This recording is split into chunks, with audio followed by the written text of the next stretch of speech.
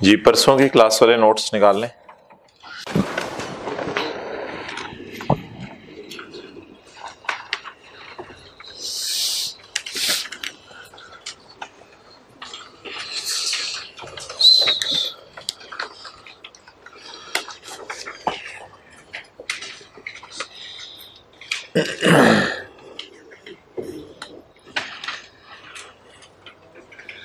बस ठीक है, इसमें कोई डिस्कशन की जरूरत नहीं है। ओवर। अच्छा, किताब निकालें। पास पेपर ये अब सारे एमसीक्यूज कर लीजिएगा। आज क्लास में एंड पे 10-15 मिनट में या भी समरी रिवाइज करेंगे आईए सेट की। उसमें एक दो मसले हैं एमसीक्यूज में, वो भी आपके रिजॉल्व हो जाएंगे। तो किताब निकालें, पास्ट पेपर्स आईए सेट।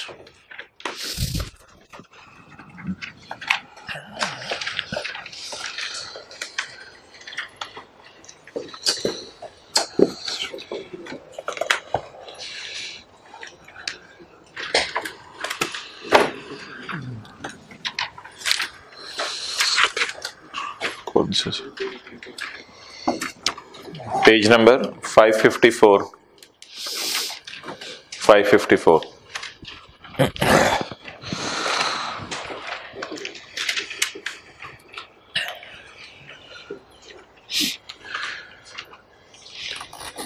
Question number 1।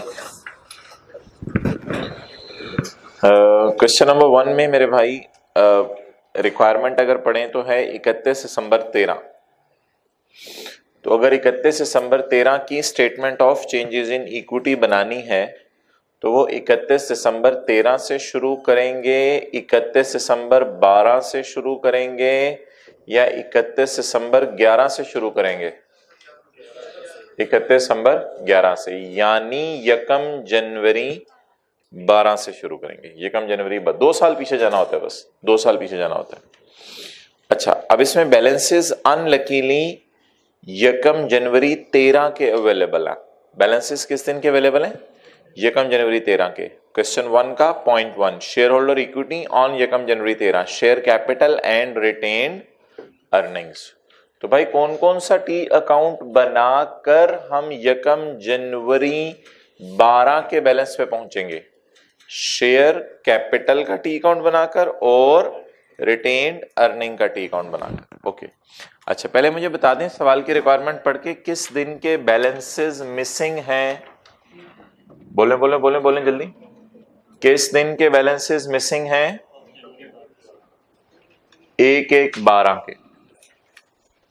तो शेयर कैपिटल अकाउंट अगर मैं बनाऊं तो मैं बता दें 31/12/13 का कैरी डाउन कितना है? 31/12 यकम जनवरी 13 है ना, तो यकम जनवरी 13 का मतलब क्या है? 31/12/12। शेयर कैपिटल का कैरी डाउन 116 और रिटेन अर्निंग का कैरी डाउन 58। मुझे कौन से बैलेंसेस चाहिए? यकम जनवरी 12। फिर ही मैं 2 साल पीछे जा सकूंगा ना। यकम जनवरी 12 जी। Profit after tax for the year ended 13 was इतने एंड 12 वॉज इतने। जी जी, इधर देखें, इन दोनों के दरमियान 13 का प्रॉफिट आना चाहिए, 12 का, इन दोनों तारीखों के दरमियान 12 का प्रॉफिट आना चाहिए जी। प्रॉफिट आफ्टर टैक्स 38, इन दोनों के दरमियान 12 का प्रॉफिट आना चाहिए। अच्छा, 12 में कौन सा डिविडेंड अनाउंस होना चाहिए? 12 में 11 का फाइनल और 12 का इंटरिम, बस ये 2 डिविडेंड्स आने चाहिए, 11 का फाइनल और 12 का इंटरिम। ये हमने ऊपर लिख लिया ना, यकम की डेट लिखी, 31/12 की डेट लिखी, यहां से पता चल गया ये 12 का साल है, तो 12 का अपना प्रॉफिट आ गया। अब देखना है डिविडेंड कौन से आने चाहिए। 3 आपने देखना है एस्टीमेट है, एरर है, पॉलिसी है, इससे मुझे कंसर्न नहीं। 4 डिप्रिसिएशन की एडजस्टमेंट है, वो जो इंक्रीमेंटल डिप्रिसिएशन की एंट्री क्या होती है? Revolution surplus, debit, retained earning, credit. Right shares की एंट्री है, और इसका क्या मतलब है? 1 right share for every 4 shares, इसका मतलब है 25%, इसका मतलब है 25%। अच्छा, डिविडेंड इज एज फॉलोज। अच्छा, डिविडेंड हमें कौन सा चाहिए?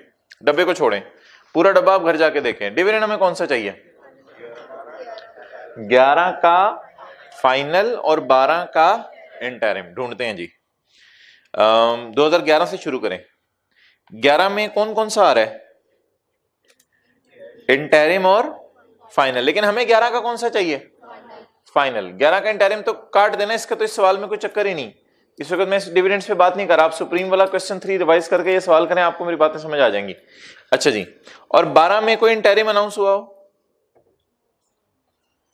बी कॉन्फिडेंट, 12 में कोई इंटरिम अनाउंस हुआ हो? नहीं अनाउंस हुआ, तो भाई फिर क्या है सिर्फ सवाल में? 11 का फाइनल। और वो नेचर पढ़ते क्या है? 11 का फाइनल 16%। नेचर पढ़ते क्या है? Bonus shares, bonus shares. चलें जी, बताएं जी,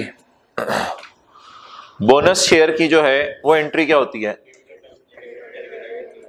dividend debit, share capital credit. और किस में से कम करें? रिटेन्ड अर्निंग में से कम करें। ये किसकी एंट्री है? बोनस शेयर की। और हमारे सवाल में कौन से शेयर इशू हो रहे हैं? Bonus shares. जी, कितने परसेंट? 16%। अच्छा भाई, अब एक थोड़ा सा मसला था इस सवाल में, जिस वजह से मैं ये सवाल डिस्कस कर रहा हूं कि डिविडेंड की परसेंटेज लगती है। जरा मुझे इधर बताएं, देख नहीं इधर देख के बताएं, ये साल कौन सा है हमारा? ये क्या तारीख है? ये क्या तारीख है? 31/12/12। इस दिन शेयर कैपिटल में कितना बैलेंस पड़ा हुआ है? ₹116 मिलियन। इस दिन का बैलेंस मिसिंग है। मैं रिवर्स वर्किंग करना चाह रहा हूं। मुझे पता है कि 12 के साल में यहां पर क्या अनाउंस होता है? 12 के साल में 11 का फाइनल डिविडेंड। अब अगर मैं शेयर कैपिटल पे परसेंटेज लगाता हूं तो इस शेयर कैपिटल पे परसेंटेज नहीं लगा सकता, क्योंकि शेयर कैपिटल पे परसेंटेज लगती है लेटेस्ट बैलेंस पे या फ्यूचर बैलेंस पे? लेटेस्ट बैलेंस पे। तो this share capital balance is missing. But एक चीज पता है कि यहां डिविडेंड 16% अनाउंस किया है। एक बात बस हमें पता है, तो मेरे ख्याल से ये डायग्राम आपको ज्यादा बेहतर बात बता रही है। अच्छा देखें इधर, हमारी कहानी कहां से चली थी? 31/12/13 हमारा सवाल की रिक्वायरमेंट थी। हमने कहा 31/12/12 से नहीं स्टेटमेंट ऑफ चेंज इक्विटी बनाना शुरू करनी। स्टेटमेंट ऑफ चेंज इक्विटी बनाना शुरू करनी है 1 जनवरी। अब अगर 1 जनवरी 12 से मैं स्टेटमेंट चेंज इक्विटी बनाना शुरू करना चाहता हूं तो मेरे पास तो 1 जनवरी 12 के शेयर कैपिटल रिटेन्ड अर्निंग के बैलेंस मिसिंग है। अब बता दें, 116 रुपीज भी गिवन है, 16% भी गिवन है, ये बैलेंस कैसे निकल सकता है? जी बोले, ब्रॉड डाउन कैसे निकल सकता है? 116 डिविडेंड माइनस नहीं होता, डिविडेंड ऐड होता है। डिविडेंड शेयर कैपिटल में ऐड होता है, रिटेन्ड अर्निंग में माइनस होता है।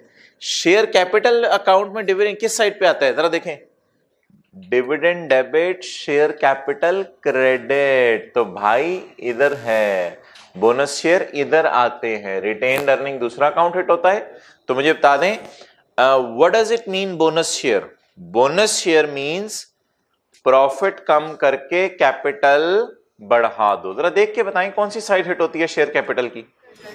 Credit side. अब मुझे बताएं मैं क्या कहूं, इस तक तो डिविडेंड माइनस हो चुका है, वो बात आपकी ठीक है, इस तक डिविडेंड ऐड हो चुका है। अब बता दें अगर डिविडेंड इसमें पड़ा हुआ है तो ये फिगर कितने परसेंट पे है?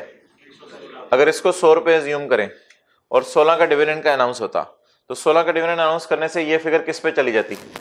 वो लकीली है भी ₹116, वो तो इत्तेफाक हुआ है महज, है भी 116 जी। अब बता दें, डिविडेंड पहले निकालना है, डिविडेंड पहले निकाल लें, ब्रॉड डाउन पहले निकालना है, ब्रॉड डाउन पहले निकाल लें। ये 116 किस पे पड़ा है? क्या, मेरे सवाल का जवाब दीजिएगा, क्या इसमें 16 का डिविडेंड पड़ा है? अगर ये 100 हो तो 100 पे 16 लगा होगा, 100 जमा 16, ये किस पे आ गया होगा? 116 पे। तो 116 कितने परसेंट पे पड़ा है? हमें किस पे चाहिए? 100 पे जी, 100। अब इस 100 पे 16% लगा के देख लें, ये 100 निकल आया। 100 इंटू 16%, 16, 100 जमा 16, 116 जी। ये इसको आप क्या कहते हैं, बोनस शेयर्स भी कह सकते हैं, बोनस शेयर्स, लेकिन बेहतर है एंट्री लिखें जी। रिटेन अर्निंग अकाउंट के अंदर कितना चला जाएगा, टी अकाउंट फॉर्म में हमने कभी बनाई नहीं ना ज्यादा share capital retained earning account, इसलिए आप परेशान हो रहे हैं। रिटेन अर्निंग अकाउंट के अंदर कितना चला जाएगा डिविडेंड 16, और इधर कौन सा अकाउंट आ जाएगा, तो एंट्री क्या बनेगी, प्रॉफिट कम करके पैसे दे दो या प्रॉफिट कम करके शेयर दे दो, प्रॉफिट कम करके शेयर दे दो। तो इस सवाल में अच्छा एक और बात याद रखिएगा, ये वाला ब्रॉड डाउन भी आप निकल आएगा। अच्छा एक और बात याद रखिएगा, आप ये ना कहिएगा कि ये हमने क्लास में कभी किया नहीं, ये हमने क्वेश्चन बैंक के क्वेश्चन 2 मोहानी में भी किया था। उससे अगले दिन जो मैंने सवाल कराया था क्वेश्चन बैंक का क्वेश्चन 1, उसमें भी किया था। क्वेश्चन बैंक के दोनों क्वेश्चन में किया था, 1 में भी किया था, 2 में भी किया था, लेकिन उसमें मैंने सिर्फ रिटेन अर्निंग अकाउंट बनाया था। उसमें क्लोजिंग लिखा था, प्रॉफिट लिखा था व्हाइट बोर्ड की इसी साइड पे, क्लोजिंग लिखा था, रिटेन अर्निंग लिखा था, ब्रॉड डाउन बैलेंसिंग आ गया था।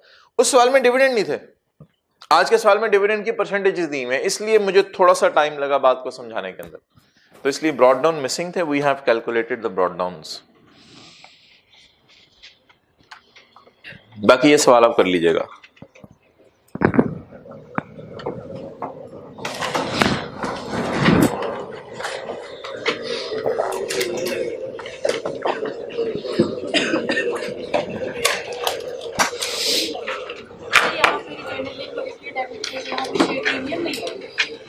जी उसकी तरफ मैं आता हूं। ये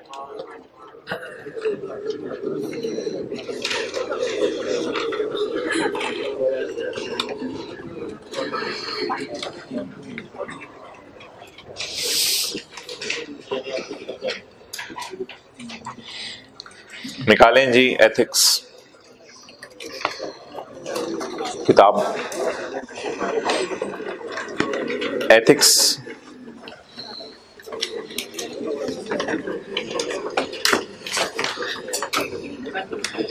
page number 578, page number 578।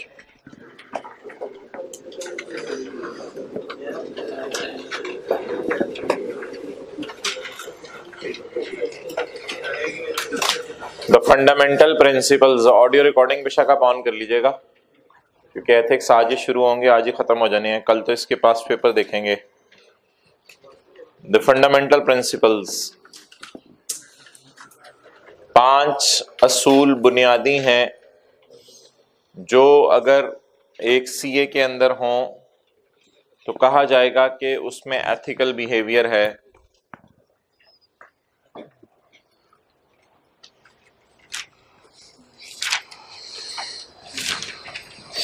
Integrity, member से मुराद है CA. CA should be straightforward, हर वक्त सीधा खड़ा रहेगा, एंड ऑनेस्ट, और ऑनेस्ट होगा in all professional and business relations. अच्छा भाई, प्रोफेशनल रिलेशंस होते हैं आपके प्रोफेशन के लोगों से डील करना, सीए का सीए से, और बिजनेस रिलेशन होते हैं कस्टमर और सप्लायर से डील करना। ठीक है, लिख लेंगे तो आप ही की बेहतरी है। तो प्रोफेशनल्स होते हैं सेम बॉडी के, जैसे सीए सीए से डील करे, और बिजनेस रिलेशंस होते हैं कस्टमर से, सप्लायर से। कॉपीज होगी?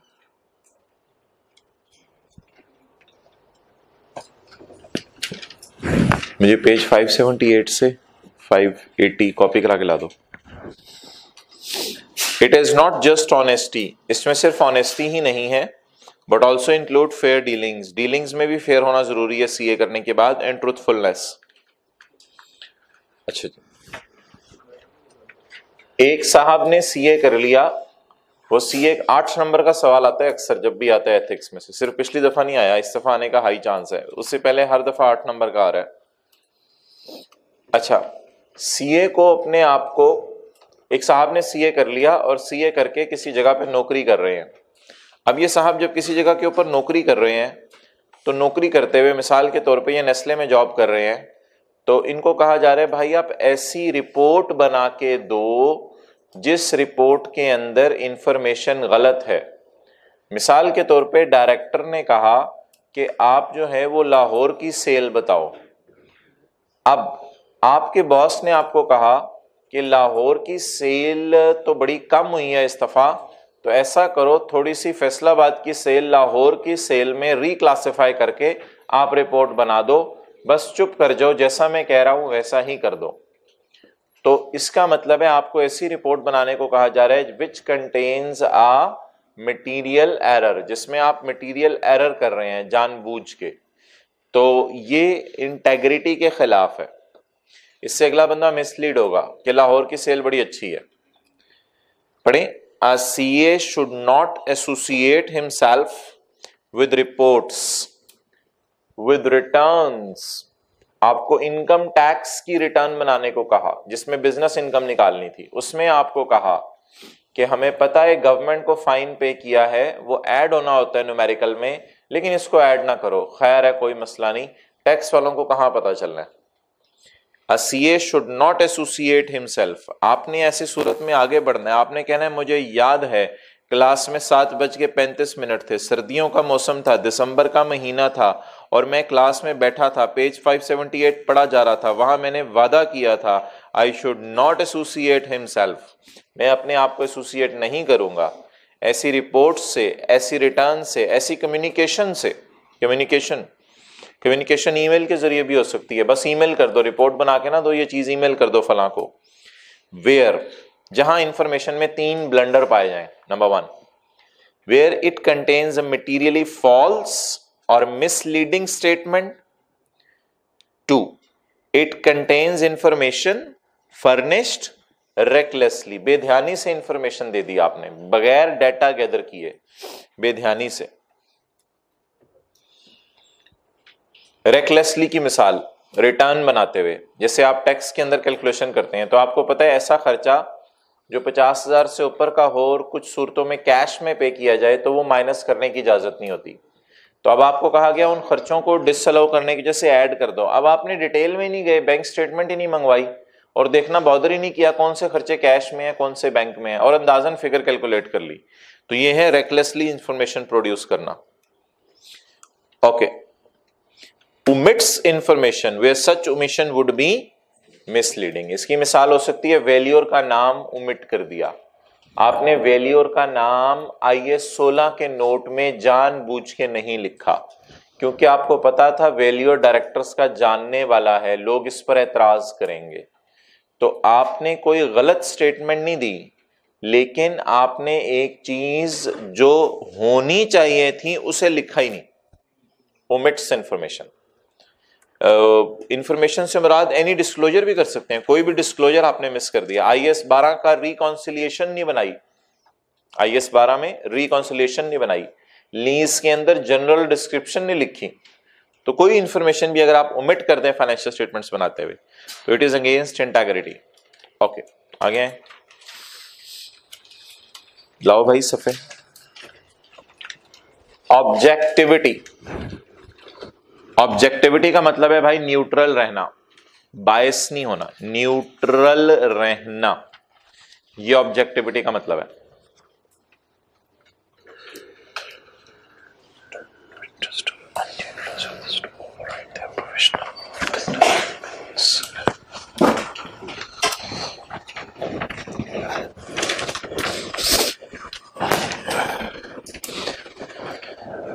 जी भाई, क्लास पूरी होने का वेट किया जा रहा था। एथिक्स शुरू करने से पहले एक बात करनी थी आपसे कि ऑर्गेनाइजेशन के अंदर ये बोर्ड ऑफ डायरेक्टर्स हैं, ये सीईओ है, कोई भी ऑर्गेनाइजेशन का स्ट्रक्चर हो सकता है, ये जरूरी नहीं है यही हो किसी ऑर्गेनाइजेशन का। ये सीएफओ है, chief executive officer, chief financial officer. हो गया सलाम, उससे आगे वाले से भी सलाम ले लो, देख लो। अच्छा, ये अकाउंट्स मैनेजर है, ये अकाउंट्स मैनेजर है, ये असिस्टेंट अकाउंट्स मैनेजर है, अकाउंट्स मैनेजर है। सुई गैस का ऑफिस है, ये भी सीए हो सकता है, एफसीए, एफसीए। ये बॉस है, ये एम्प्लॉय है, ये उसका एम्प्लॉय है, एसीए, असिस्टेंट अकाउंट मैनेजर, एसीएज। ऐसी ऐसी ऑर्गेनाइजेशन है 15-15 सीएस को नौकरी दी हुई है, ठीक है। तो सीईओ, सीएफओ, अकाउंट्स मैनेजर, जरूरी नहीं ये सीए हो, इन सब में कोई एक भी सीए हो सकता है। अगर चारों सीए हैं तो चारों पे ये कोड ऑफ एथिक्स लगेंगे। अगर ये एमबीए है और ये बीए हैं, ये बीए हैं, एमबीए बीए बीए, तो बल्कि एमबीए बीकॉम बीकॉम, और ये सीए है, तो फिर इसके ऊपर सिर्फ लगेगा ये चैप्टर। तो ये चैप्टर सिर्फ सीएस के ऊपर लगेगा, ना कि नॉन सीएस के ऊपर। ओके। एक होते हैं एक्सटर्नल ऑडिटर। एक्सटर्नल ऑडिटर, अगर ये नेस्ले कंपनी है तो एक्सटर्नल ऑडिटर, मिसाल के तौर पे KPMG, external auditor. External auditor इनका ऑडिट करने आते हैं और आके चले जाते हैं, इनके ऊपर ये चैप्टर नहीं लगता, ये ऑडिट की क्लास में पढ़ाया जाता है। ये बात कभी नहीं करनी, ऑडिट वाले इधर याद कर लें। हाँ, अल्फाज में सिमिलैरिटी हो और बात है, लेकिन सिनेरियो में जमीन आसमान का फर्क हुआ करेगा पेपर में। इन लोगों के ऊपर टिक टिक टिक, इन लोगों के ऊपर ये चैप्टर लगना है। इनको कहते हैं अकाउंटेंट्स इन बिजनेस। इनको कहते हैं अकाउंटेंट्स इन बिजनेस। इनको कहते हैं अकाउंटेंट्स इन प्रैक्टिस, यानी इनकी फर्म है, प्रैक्टिस करते हैं, ऑडिट करते हैं, टैक्स सर्विसेज देते हैं, इनकी फर्म है। अकाउंटेंट्स इन बिजनेस के ऊपर ये चैप्टर लगता है, अकाउंटेंट्स इन प्रैक्टिस के ऊपर ये चैप्टर नहीं लगता, वो ऑडिट में आप पढ़ेंगे। ओके, चलिए जी, नोट करें, फिर आगे चलते हैं। जो सीए कहीं नौकरी कर रहा हो उस सीए पर ये चैप्टर लगता है।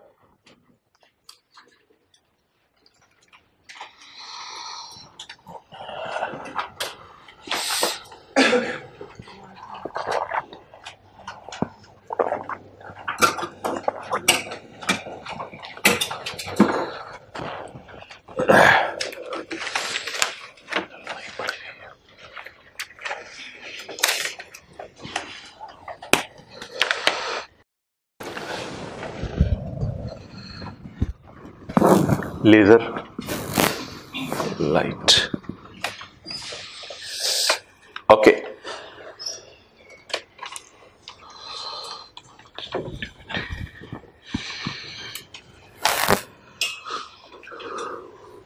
ऑब्जेक्टिविटी, ऑब्जेक्टिविटी मीन्स क्या रहना, न्यूट्रल रहना। मेंबर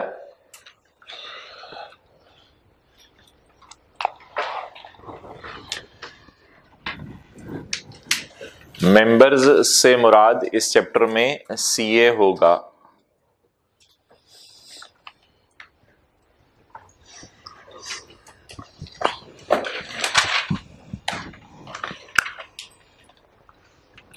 पढ़ें जी ऑब्जेक्टिविटी।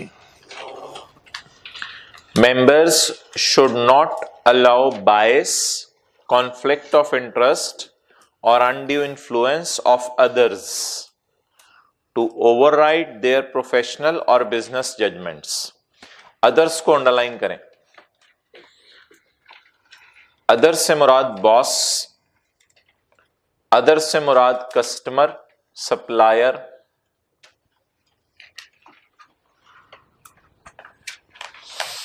अच्छा, मिसाल लेते हैं कि ये साहब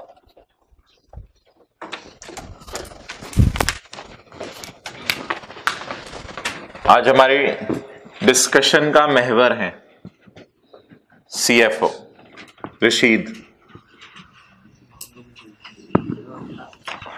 अच्छा भाई, CA should not allow bias, conflict of interest or undue influence of others to override their professional or business judgments. जी भाई, CEO ने CFO को कहा कि हमने अपने आप को इस दफा स्टॉक एक्सचेंज में लिस्ट करवाना है, तो ऐसा करो कि आप इम्पेयरमेंट लॉस की एंट्री, वो जो हमने पकड़ी थी, हमारा एसेट इम्पेयर हो गया कंपेटिटर आने की वजह से, वो एंट्री ना करो, किसी को क्या पता चलना है। तो IAS 36 की एक्सप्लिसिट वायलेशन कर दो, और वो जो रिवैल्यूएशन लॉस आ रहा है लैंड के ऊपर इस्लामाबाद वाली पे, वो भी रिकॉर्ड ना करो। तो ये दो एंट्रीज लॉसेस की मिस कर दो ताकि प्रॉफिट बढ़ जाए और हमें स्टॉक एक्सचेंज में लिस्टिंग मिल जाए। और हमें जब स्टॉक एक्सचेंज में लिस्टिंग मिलेगी तो सबसे पहला बोनस हम आपको देंगे। अब आपको उसी वक्त घर से फोन आ गया कि गर्मियां आ गई हैं, 2 AC लगवाने हैं नए वाले, एक बच्चों के कमरे में, एक अपने कमरे में, ये आपको फोन आ गया। अब आप जो है वो परेशान हो गए, और आप परेशान हो गए कि भाई क्या करें। अब जरा देखें, कॉन्फ्लिक्ट ऑफ इंटरेस्ट अंडरलाइन करें। आपके माइंड में कॉन्फ्लिक्ट ऑफ इंटरेस्ट क्या आ रहा है?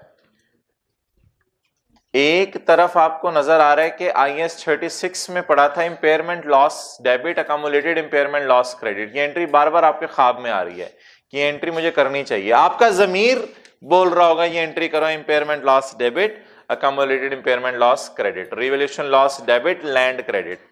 आपका जमीर बोल रहा होगा ये एंट्री करो। दूसरी तरफ से घर वाले बोल रहे होंगे AC, और आपको नजर आ रहा होगा अगर मैं ये एंट्री नहीं करता तो मुझे बोनस मिल जाएगा, बोनस मिलने से घर के खर्चे पूरे हो जाएंगे।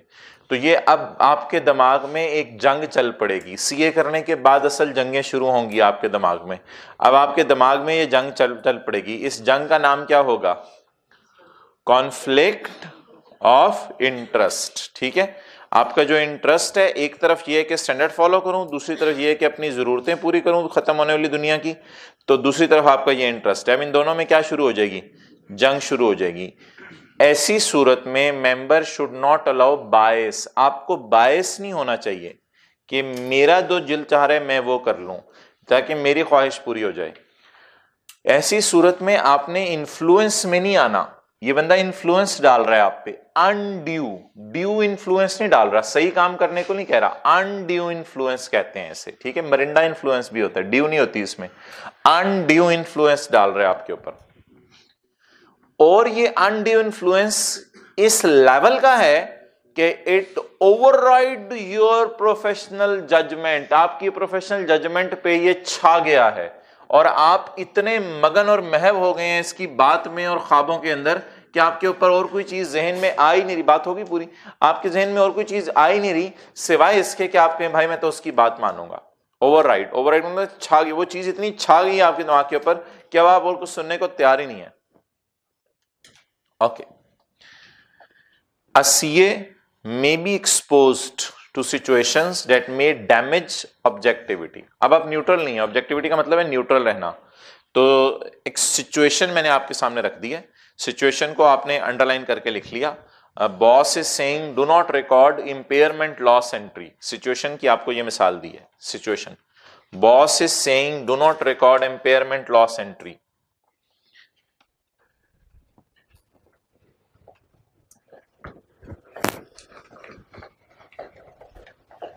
अब आपका दिल और दिमाग डैमेज हो गया,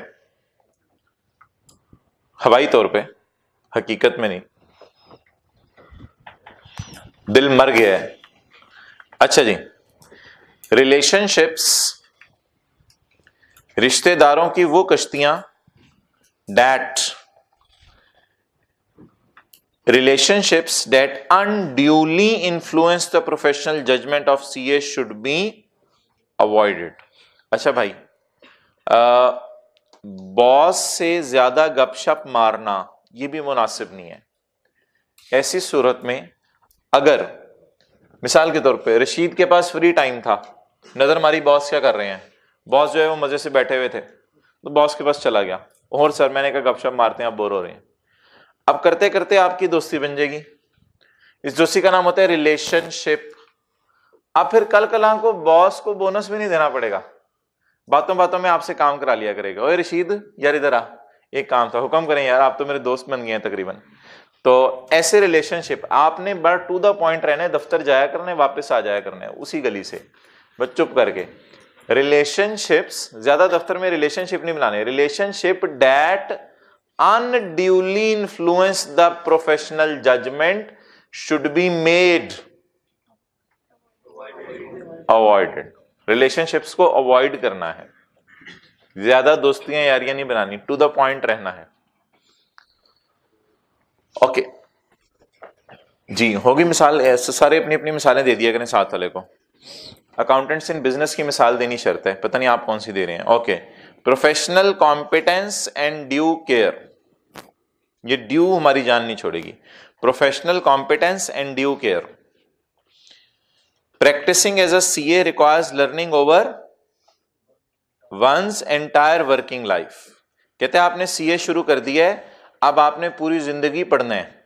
दोबारा पढ़ें, practising as a CA requires learning over one's entire working life. कहते हैं अब आपने पूरी वर्किंग लाइफ में पढ़ना है। यहां वर्क कर रहे हैं बिजनेस के लिए, अब आपने पढ़ते रहना है। कभी नया स्टैंडर्ड आ जाएगा, कभी कोई चेंज आ जाएगी स्टैंडर्ड के अंदर, वहां आप परेशान होंगे, पॉलिसी है, ये एरर है या चेंज इन एस्टीमेट है, तो कहते हैं पढ़ते रहना है फिर स्टैंडर्ड खोल खोल के।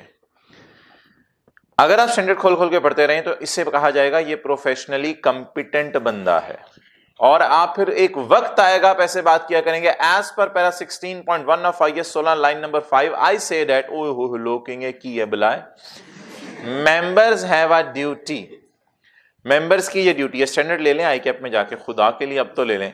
Members have a duty, members की ये ड्यूटी है to maintain their professional knowledge, कि प्रोफेशनल नॉलेज अपना मेंटेन करें, एंड स्किल एट हासिल करें या मेंटेन रखें। मेंटेन होता है एक दफा हासिल हो गया सीए करके, अब मेंटेन रखना है उसको। Members have a duty to maintain their professional knowledge and skill at a level that employer receives a competent service. It is expected from a CFO कि CFO IAS 16 का नोट बनाना भी जानता हो, IFRS 16 का note बनाना भी जानता हो, IAS 12 का नोट बनाना भी जानता हो, एरर करेक्शन का नोट बनाना भी जानता हो, चेंज इन एस्टीमेट का नोट बनाना भी जानता हो। It is expected from CFO। CFO से ये सब कुछ एक्सपेक्टेड है। तो आपने ऐसा नॉलेज का लेवल रखना है कि एम्प्लॉयर आश आश कर उठे, that employer receives a competent service. और एक स्टेज ये आती है इसमें कि आईकैप इस बात को एक्नॉलेज करता है कि फलां कंपनी की पब्लिश फाइनेंशियल स्टेटमेंट्स जो हैं वो पाकिस्तान में पहले 5 नंबरों में फॉल कर रही हैं, और आईकैप ये रेटिंग दे देता है आपको। फिर आपका बॉस आपसे खुश हो जाता है और आपको स्माइल पेश करता है, फुल स्टॉप, प्लेट में रख के स्माइल पेश करता है, खाएं घर जाके, full stop. Members should act in accordance with the applicable technical and professional standards। तो स्टैंडर्ड्स का नॉलेज अप टू डेट होना चाहिए। फिर कहा जाएगा you are a professionally competent person. Continuing professional development, इसको कहते हैं CPD ORS। Continuing professional development, इसको कहते हैं CPD ORS। जब आप हजरात सीए कर लेंगे तो आईकैप कहता है कि 20, 25, 30 घंटे साल में कम से कम आईकैप जरूर आया करें। आप ठोकर पे जाके बैठ जाएंगे और आईकैप की जियारत करेंगे और आईकैप पे कहेंगे 1 घंटा आज पूरा हो गया, 2 घंटे कल पूरे कर दूंगा। It is not so. ICAP के अंदर जो है वो जो नया स्टैंडर्ड आया होगा उसका सेमिनार आईकैप ने अरेंज किया होगा, टैक्स लॉस चेंज हुए होंगे उसका सेमिनार अरेंज किया होगा। तो सीए करने के बाद आप सीए करने वाले दोस्तों से मुलाकात इस बहाने कर लिया करेंगे। तो शाम को अक्सर आईकैप ऐसे सेमिनार अरेंज करता है ऑफिस टाइम के बाद, जिसमें लोग जाते हैं और अपना नाम लिखवाते हैं और CPD ORS हासिल करते हैं। और कई दफा आईकैप यहां तक थ्रेट कर देता है कि इस साल आपने बिल्कुल चक्कर नहीं लगाया तो हम आपकी मेंबरशिप ही कैंसिल कर रहे हैं।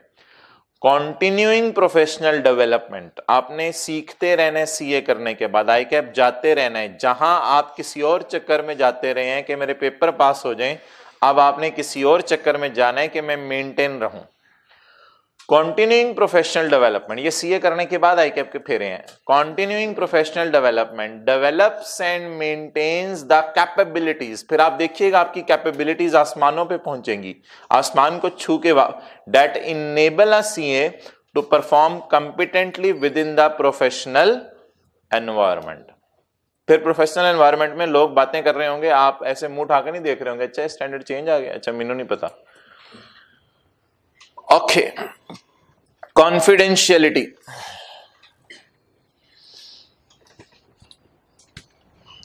जी, आप नेस्ले के अंदर जॉब कर रहे हैं और आपका नाम रशीद है, आपका लंगोटिया यार आ गया बचपन का, उसका नाम अकरम था, उसने खाना शाना खाया सब कुछ, आपने उसे जबरदस्त किस्म का मुर्गे मुसल्लम खिलाया, फिर उसके बाद जो है वो उसने कहा यार मैंने नेस्ले के शेयर खरीदे हुए थे तो मुझे बता दे नेस्ले का प्रॉफिट कितना आ रहा है, क्योंकि क्या कहते हैं मैं चाहता हूं कि नेस्ले के शेयर बेच दूं, मुझे लग रहा है कि नेस्ले का लॉस आ रहा है इस साल तो कहीं मुझे नुकसान ना हो जाए। तो अभी नेस्ले ने प्रॉफिट लोगों को तो बताया नहीं, अखबार में भी पब्लिश नहीं हुआ, सुना है बन रहा है। तो आप उठे, आप लैपटॉप लेके आए, लैपटॉप को ऑन किया आपने और नेस्ले का प्रॉफिट एंड लॉस आपकी आंखों के सामने था, एकदम जैसे आपने जो है वो लैपटॉप ऑन किया और वो एक्सेल की शीट खोली जहां पे प्रॉफिट था तो आपकी आंखें धुंधला सी गईं और आपका जमीर जागा और जमीर ने जाग के बोला यार ये तेरा दोस्त है, इसके साथ तू बचपन में क्रिकेट खेलता था, लेकिन देख तूने मरना भी है, तो इस डेटे को कॉन्फिडेंशियल रख। और आपने इधर उधर की बातों में लगा के आइसक्रीम कस्टर्ड खिला के उसको रवाना कर दिया। अब आपका जमीर जो है आपको शाबाश देगा, आप कहेंगे आज मैंने पेज 579 पे अमल किया, घर में बच्चों को सोते हुए बताएंगे बच्चों आज मैंने पेज 579 पे अमल किया। कॉन्फिडेंशियलिटी, तो कॉन्फिडेंशियल रखना है, डेटे को बताना नहीं है। Member must maintain confidentiality of information, तो आपने लिखा प्रॉफिट्स को डिस्क्लोज नहीं करना किसी को। हाँ, अगर ऑर्गेनाइजेशन की फाइनेंशियल स्टेटमेंट्स इंटरनेट पे अपलोड हो गई हैं वो आप उसे कहें भाई तू खुद ही नेट खोल के देख ले, फिर उसमें आपके बताने में भी कोई हर्ज नहीं। लेकिन एक इंफॉर्मेशन अवेलेबल नहीं है पब्लिक को और आप उसे पब्लिक करें तो आपकी पब्लिक की तरह चित्रोल होनी चाहिए। Member must maintain confidentiality of information received because of professional and business relation. It should not be disclosed to third parties. इसको third parties को आपने disclose नहीं करना था, unless there is a legal or professional duty. भाई ethics भी है syllabus में, भाई इधर देखिए, ये क्वेश्चन बैंक के क्वेश्चन 1 से ज्यादा इंपॉर्टेंट है, वो प्रैक्टिस के क्वेश्चन 1 से ज्यादा IAS 8 से। Okay, it should not be disclosed to third parties unless there is a legal or professional duty. Legal और प्रोफेशनल ड्यूटी से मुराद है SECP ने आपको कह दिया प्रॉफिट बताओ, फिर आपको बताना पड़ेगा। किसी कोर्ट ने कह दिया आपको प्रॉफिट बताओ, फिर कॉन्फिडेंशियल भी है तो आपको बताना पड़ेगा। ये मतलब है लीगल और प्रोफेशनल ड्यूटी। ना लिखें, कोई मिसाल ना लिखें। Excellent, keep it up.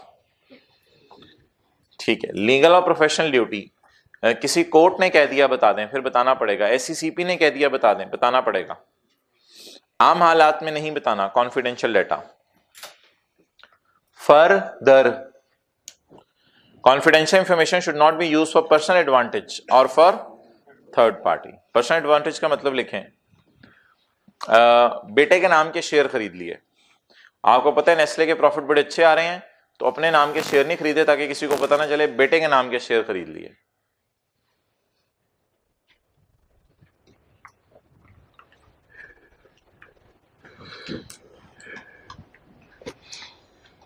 Okay,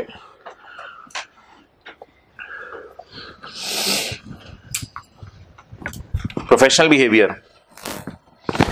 भाई प्रोफेशनल बिहेवियर में दो बातें आती हैं, लोकल लॉज को फॉलो करने आपने इस कंट्री के हैं, जैसे कंपनी लॉ और लॉज, लोकल लॉज को फॉलो करना है, और आपका बिहेवियर भी सही होना चाहिए।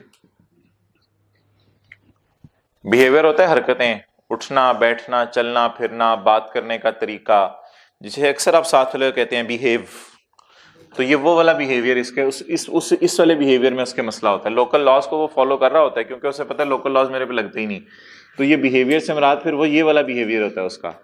तो खाना खुला, सीए ने जाते ही प्लेट ऐसे भरी, लो यार ये सीए ऐसे ही होते हैं, ये सीए ऐसे ही होते हैं, देख सालन के ऊपर जो है वो हलवा डाल लिया गाजर का, ये सीए ऐसे ही होते हैं। Professional behaviour, members must comply with relevant laws and regulations। ये तो दो, एक बात होगी, लोकल लॉज को फॉलो करना है। And should avoid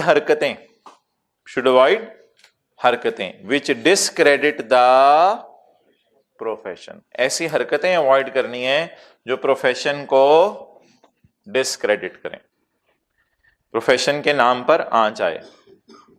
okay, they should behave with courtesy with the people he make contacts. आए, बैठे, क्या पियेंगे, चाय पियेंगे, खाना खाएंगे, इस तरह नहीं बात करनी कि भाई आए ठोन से क्या ठोन, तो अगला लगेगा यार ये होते ही ऐसे हैं, ये बात ही ऐसी करते हैं। बड़ा माल इकट्ठा हो गया, बड़े पैसे इकट्ठे हो गए, आपने 2020 की पूरी टीम खरीद ली, बाद में पता चला सीए दिए, तो लोग कहेंगे सीए होते ही ऐसे हैं।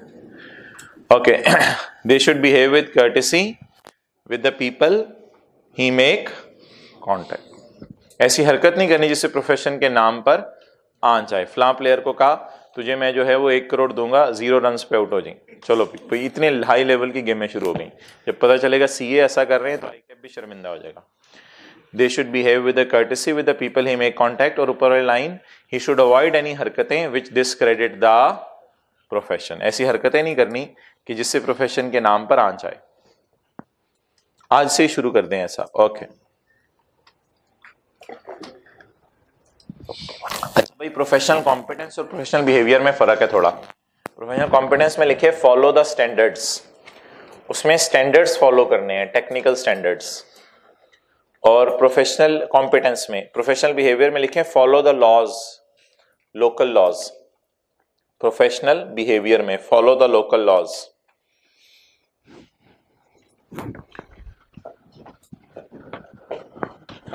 जी, 5 नाम रिवाइज करें। इंटेग्रिटी, ऑब्जेक्टिविटी, ला के दो लैपटॉप का बैग, लैपटॉप का बैग ला के दो। Integrity, objectivity, professional competence, confidentiality and professional behaviour. ठीक है जी। आगे चैप्टर में कुछ खास चीजें नहीं है, बस ये ना अब 5 थ्रेड्स हैं, पेज 579 पे एक है और 4 थ्रेड्स हैं पेज 580 पे। आगे कोई चैप्टर हमने खास पढ़ना नहीं है, उसमें सिंपल कुछ थ्योरी की उसने बातें लिखी हैं, पास पेपर इसी में से आते हैं। ये जो एक सफ़ा है, अभी हम ब्रेक लेते हैं और IS 8 थोड़ा सा करते हैं, उस सफ़े पकड़ाइएगा।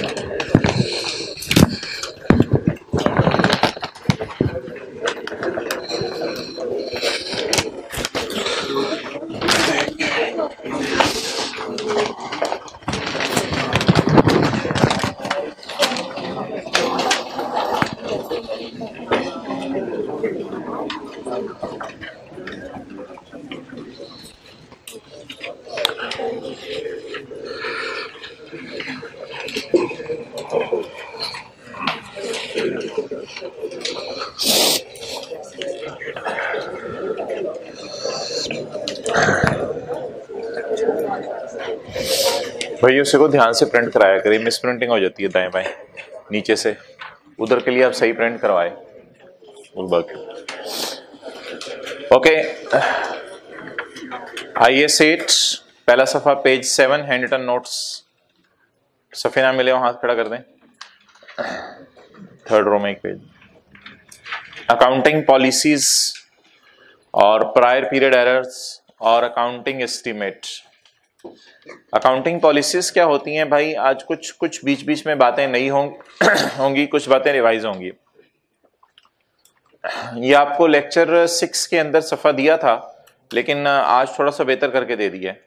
अच्छा, अकाउंटिंग पॉलिसीज में पहले डेफिनेशन आ रही है, these are principles, bases, conventions, rules and practices applied by entity for preparing and presenting. भाई फाइनेंशियल स्टेटमेंट्स प्रेजेंट करना भी अकाउंटिंग पॉलिसी है। इस बात का क्या इंपैक्ट होगा अभी थोड़ी देर में बताऊंगा। फाइनेंशियल स्टेटमेंट में प्रेजेंटेशन भी एक अकाउंटिंग पॉलिसी है। किस चीज को कहां प्रेजेंट करना है, किस चीज को कहां प्रेजेंट करना है, this is an accounting policy. इसमें क्लास में फोकस नहीं हुआ था, इस पे दोबारा बात होगी अभी। तो फाइनेंशियल स्टेटमेंट्स में किस चीज को कहां प्रेजेंट करना है, this is also an accounting policy. अच्छा जी, selection and application of accounting policy. Accounting policy को चूज कैसे करते हैं और फिर उसे अप्लाई कैसे करते हैं। भाई इसमें मैंने आपको बताया था, अगर मिसाल के तौर पे आपने स्टॉक खरीदा है, आपको समझ नहीं आ रही क्या करें, तो आप स्टैंडर्ड खोल के देख लें। दो तरीके लिखे होंगे, या FIFO पे रख लें या वेटेड एवरेज पे रख लें। तो पॉलिसी सेलेक्ट और अप्लाई करने में क्या है, अप्लाई रेलिवेंट IFRS या SIC देख लें। SIC होता है स्टैंडर्ड इंटरप्रिटेशन कमेटी की कोई रिलीज आई हो, जैसे कि हमने वेबसाइट कॉस्ट में पढ़ा था SIC 32, उसका नाम था SIC 32। और कई दफा स्टैंडर्ड में कोई बात नहीं दी होती तो स्टैंडर्ड के साथ ही एक बनता है IFRIC। तो ये IFRIC भी हम आने वाले दिनों में एक पढ़ेंगे। तो स्टैंडर्ड को फॉलो कर लें आप, IFRIC को फॉलो कर लें, SIC को फॉलो कर लें। अगर इससे आपका काम नहीं बन रहा और आपने ऐसी ट्रांजैक्शन की है जो स्टैंडर्ड में डिस्कस नहीं है, तो फिर मैंने आपका कहा था आप अपनी अकाउंटिंग पॉलिसी खुद डेवलप करें। फिर स्टैंडर्ड ने नहीं पॉलिसी बताई होगी, फिर आप ऐसी ट्रांजैक्शन कर रहे हैं। हालांकि इस वक्त इतने स्टैंडर्ड आ गए हैं कि मेजर चीजें कवर हो चुकी हुई हैं। पुराने जमाने में स्टैंडर्ड कम होते थे, मेजर चीजें कवर नहीं थी। अब इतने स्टैंडर्ड आ गए हैं कि चीजें सारी कवर हो गई हैं, फिर भी अगर स्टैंडर्ड में गाइडेंस ना मिले, if no rule in IFRS, management use judgment to develop a policy. आप अपनी पॉलिसी फिर खुद बनाएं using following sources in descending order. Descending order means पहले IFRS देख लें, IFRS से नहीं गुजारा चला सिमिलर IFRS से, तो फिर ऐसा करें अकाउंटिंग फ्रेमवर्क यूज करें। अकाउंटिंग फ्रेमवर्क में क्या होगा, डेफिनेशन है एसेट्स की, लायबिलिटीज की, इनकम्स की, एक्सपेंसेस की, मटेरियलिटी की, प्रूडेंस की, इन सारी चीजों की डेफिनेशन है अकाउंटिंग फ्रेमवर्क में, फिर उसे फॉलो कर लें। और may consider rules of other standard setting bodies. जी हेडिंग क्या थी, selection and application of accounting policies. Right side पे आए, चेंज इन अकाउंटिंग पॉलिसी। क्या अकाउंटिंग पॉलिसी बदली जा सकती है, change in accounting policy? No, जवाब है नहीं बदली जा सकती। हां, दो रेयर सर्कमस्टांस है जिनमें बदली जा सकती है, वो भी बहुत रेयर है। या तो नया स्टैंडर्ड आ जाए तो फिर आप पॉलिसी बदल लें, या स्टैंडर्ड नया ना आए, स्टैंडर्ड में पहले से ही वो मौजूद हो, आप एक को छोड़ के दूसरी की तरफ चले जाएं, जैसे FIFO को छोड़ के वेटेड एवरेज की तरफ चले जाएं। स्टैंडर्ड ना बदले, स्टैंडर्ड में पहले से ही मौजूद हो वो पॉलिसीज, लेकिन आप एक पॉलिसी को छोड़ के दूसरी पॉलिसी की तरफ चले जाएं। लेकिन ये कब करेंगे, जब मैनेजमेंट समझे कि इंफॉर्मेशन बेटर है और मोर रिलायबल है और ज्यादा बेहतर ये तरीका है।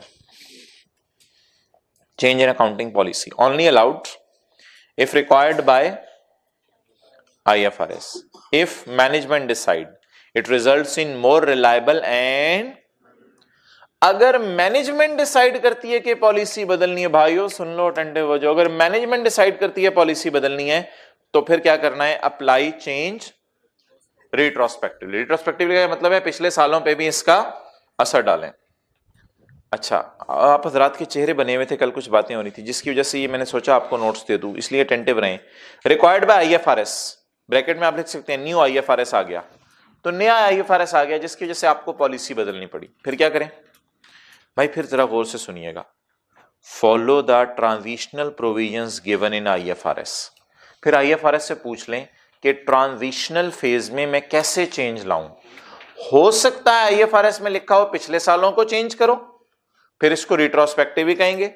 हो सकता है स्टैंडर्ड में लिखा हो पिछले सालों को छोड़ो, पर एक करंट और फ्यूचर में असर डाल दो। Follow the transitional provisions given in IFRS, may be prospective, और वो स्टैंडर्ड में लिखा होगा, वो हमें नहीं पता, जो स्टैंडर्ड आएगा नया उसके अंदर खोल के देख लेंगे।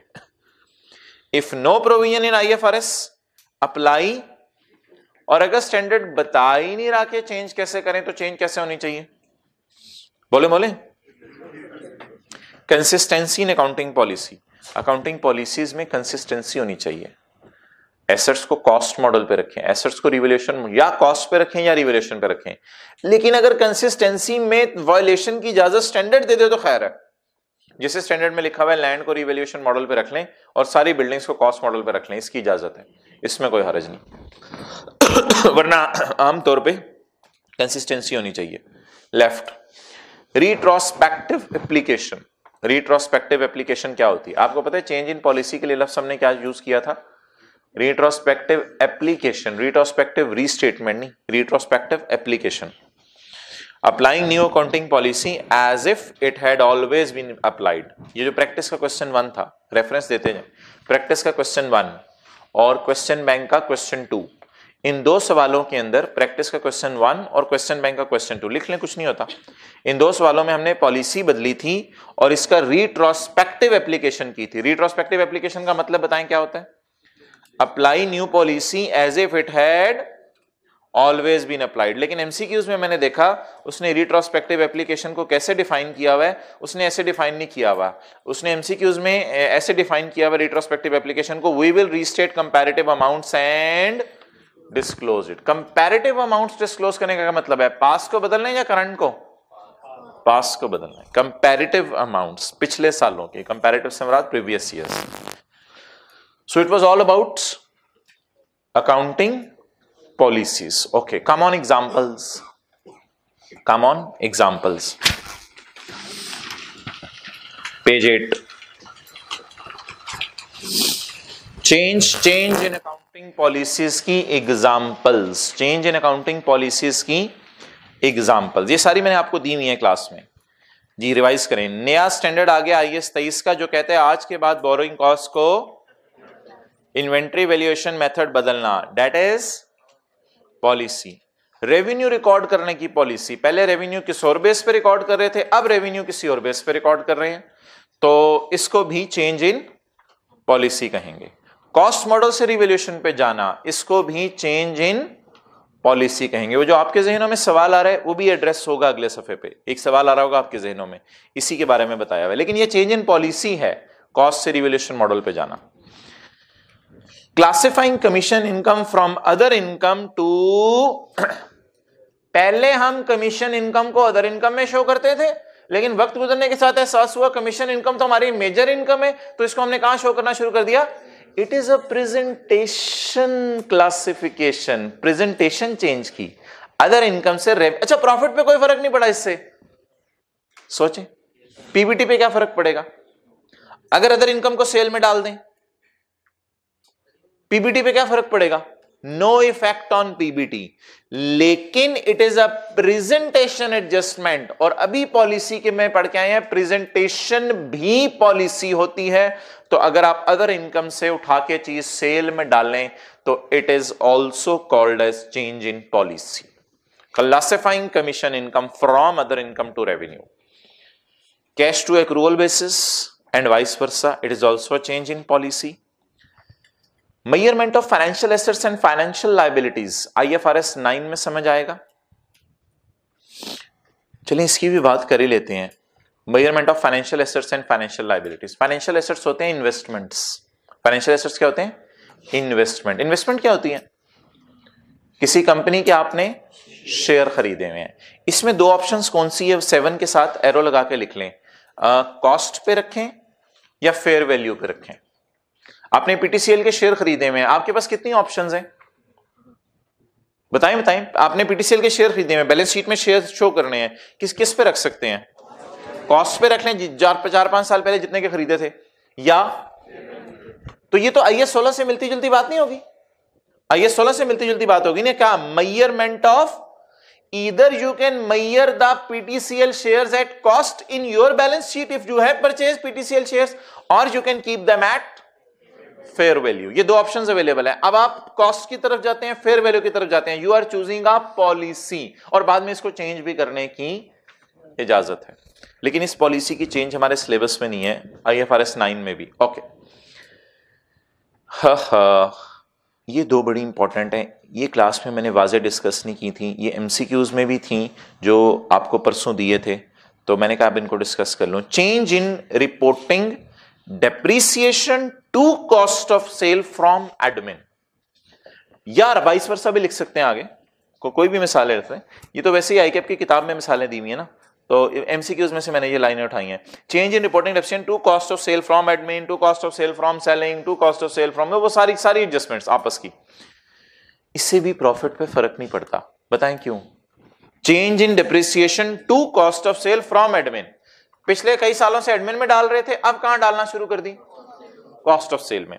मिसाल के तौर पे आपके कुछ एसेट्स थे, आप समझते थे कि ये एडमिन डिपार्टमेंट में यूज हो रहे हैं, लेकिन आपने देखा इनका मेजर यूज तो कहां है?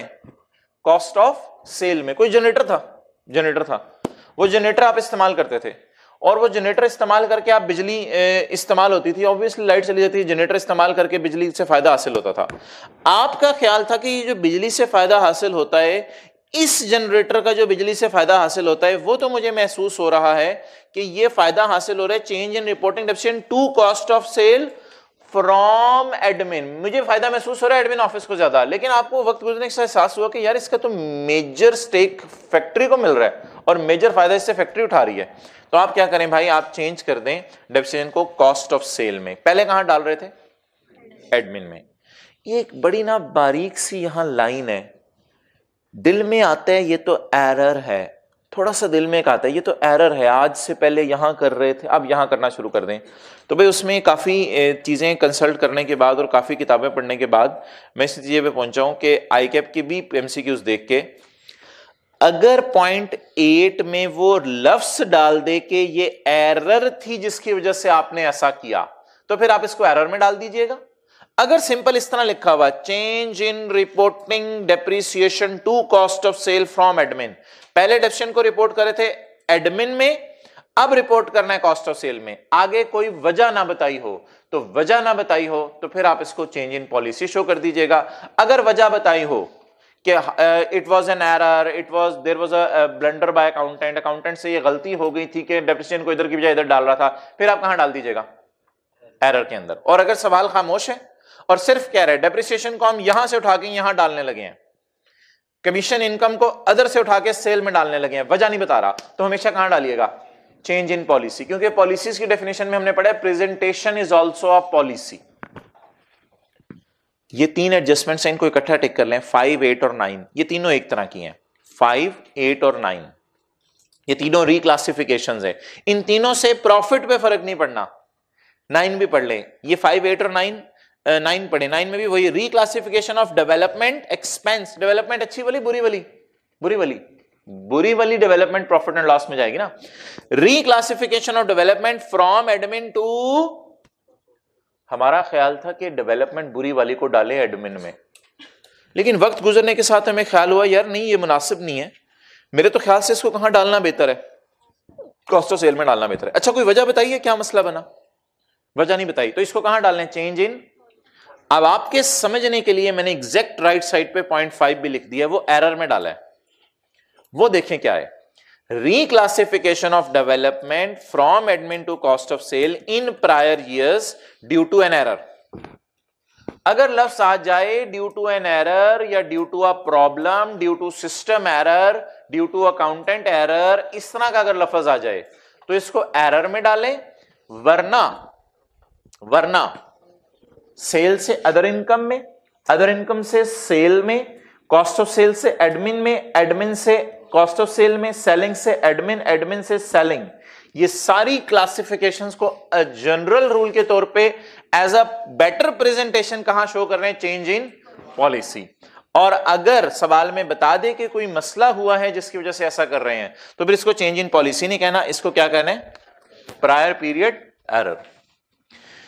एनीवेज भाई, चेंज इन पॉलिसी हो या प्रायर पीरियड एरर हो, आपको पता है दोनों पिछले सालों में रीस्टेट होती हैं, दोनों पिछले सालों में रीस्टेट होती हैं, लेकिन ऑब्वियसली पता होना चाहिए चेंज इन पॉलिसी है या एरर है। एमसीक्यूज में तो ये पूछते ना कि बताओ ये पॉलिसी है या ये एरर है, बताओ इसका नोट बनाना है, ये पॉलिसी का नोट बनेगा या एरर का नोट बनेगा। और नोट एरर का करंट ईयर का नहीं बनता होता, पॉलिसी का करंट ईयर का भी बनता होता है, वो भी आज हमने डिस्कस करना है अगले सफे पे।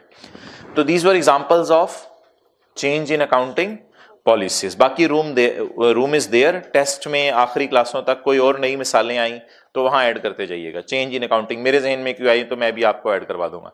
Change in accounting policies. Okay, come back. Errors.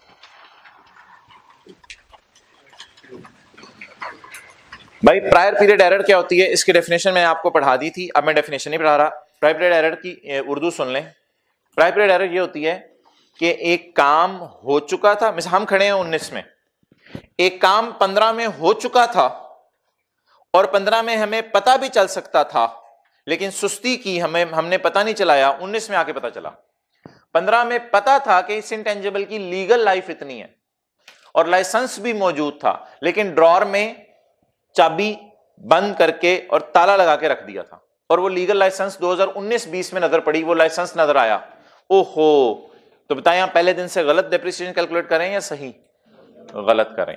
तो एरर क्या होती है, एक बात हकीकत थी और उस वक्त अगर थोड़ी मेहनत करते पता भी चल जाती, लेकिन सुस्ती की, पता चलाने की फिक्र नहीं की, आज 4-5 साल बाद आके पता चला। It is called as error.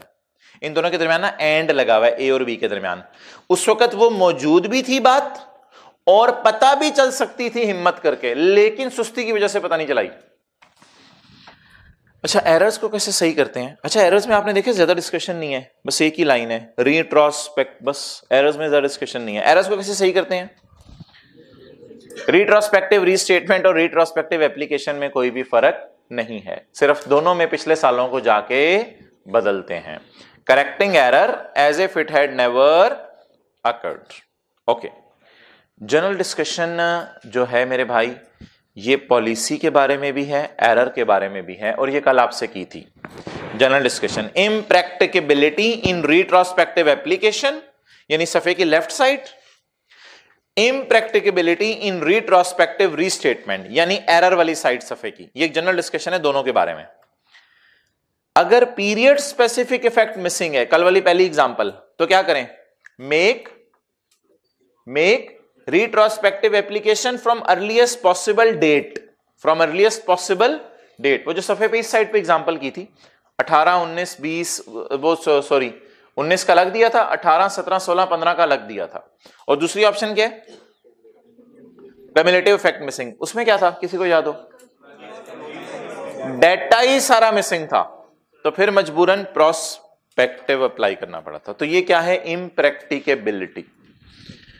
Okay, accounting estimate. अच्छा, अकाउंटिंग एस्टीमेट में क्या पढ़ा था? चेंज इन अकाउंटिंग एस्टीमेट पढ़ लें। Change in accounting estimate, it is an adjustment of carrying amount of asset और liability. It is an adjustment of carrying amount of asset. समझ आ गया था? हाथ खड़ा कर दें जरा, बता दें किसका प्रॉफिट मांगना है, किस किस में, लेकिन मुनासिब है सिर्फ किस में बांट दें? एनसीआई में। ऑटोमेटिकली दूसरा इफेक्ट किसको चला जाएगा? सीआरई को चला जाएगा। क्लियर? ओके। वर्किंग 5 एक और थी, मैंने किताब में कुछ जगह वर्किंग 5 की हुई है, ठीक है, कोई मसला नहीं, वो रिप्लेस कर लें, चेंज कर लें। ओके, अच्छा जी,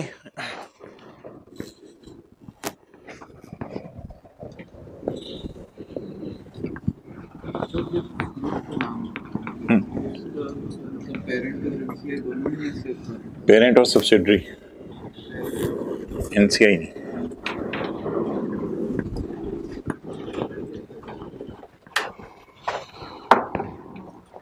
चलें जी, सवाल शुरू करें।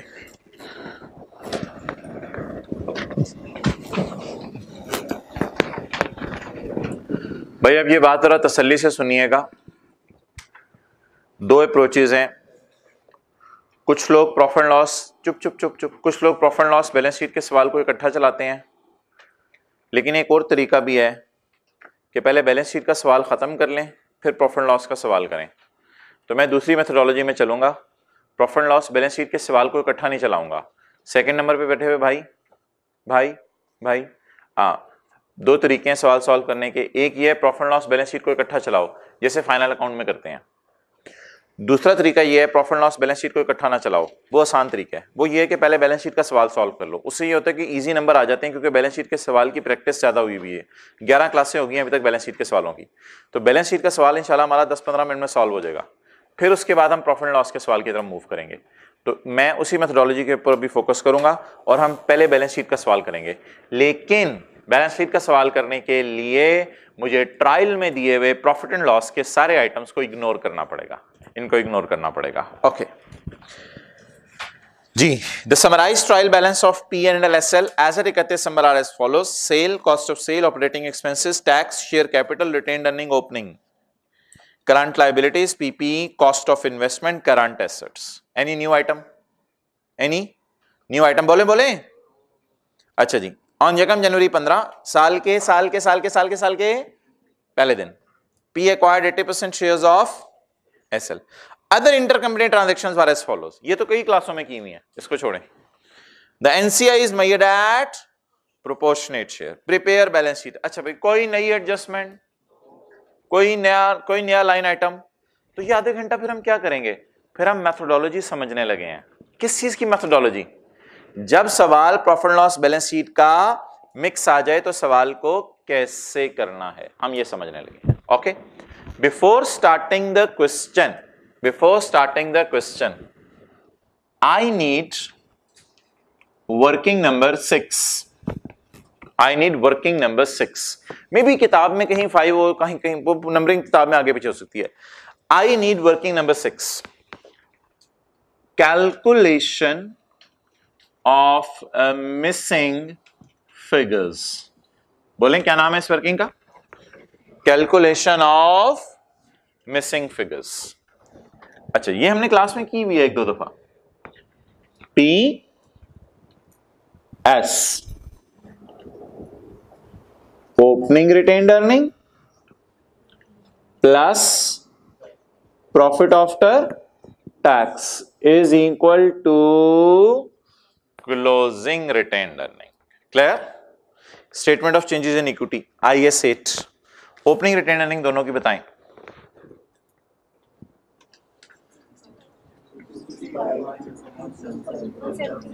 179। ओपनिंग रिटेन आएंगे दोनों की, दोनों का पैट लिखवाएं जी। Sale, cost of sale 525, admin,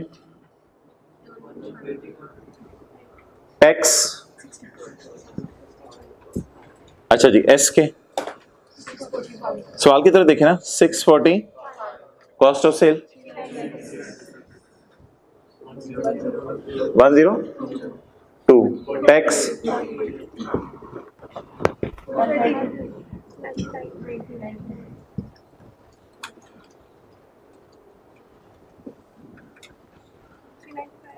390, 270। चलें जी, नोट करें। एक मिनट, प्रॉफिट एंड लॉस के लिए कितनी लाइनें छोड़ेंगे? प्रॉफिट एंड लॉस के लिए आधा सफा, बैलेंस शीट के लिए आधा सफा, आमने सामने बना लीजिएगा। प्रॉफिट एंड लॉस के लिए आधा सफा, बैलेंस शीट के लिए आधा सफा। वर्किंग 1, वर्किंग 2, वर्किंग 3, वर्किंग 4, इनके लिए एक सफा छोड़ दें, 2 सफे छोड़ दिए। वर्किंग 5 के लिए 6-7 लाइनें छोड़ दें, तो 2.5 सफे के बाद वर्किंग नंबर 6 नोट कर लें। 2.5 सफे के बाद वर्किंग नंबर 6 नोट कर लें।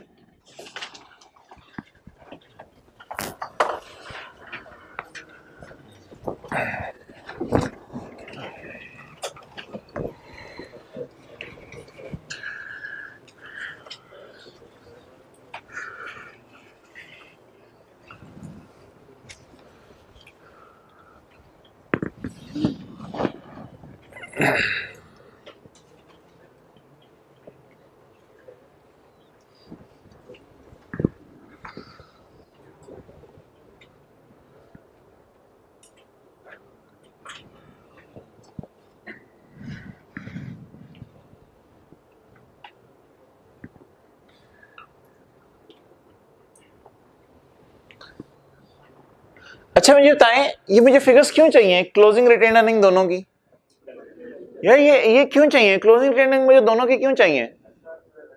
वो 2 वर्किंग होनी है CRE SRE, उसमें मैंने पहले दिन से इस सवाल के लिए लिखवा रहा था, पहले दिन से कि क्लोजिंग रिटेन अर्निंग चाहिए होती है। आपको याद है हम लिखा करते थे क्लोजिंग, इस सवाल के लिए, इस सवाल के लिए आज तक लिखवा रहा था।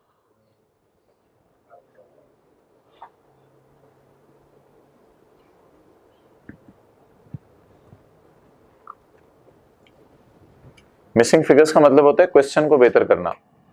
क्वेश्चन हमने बेहतर कर लिया।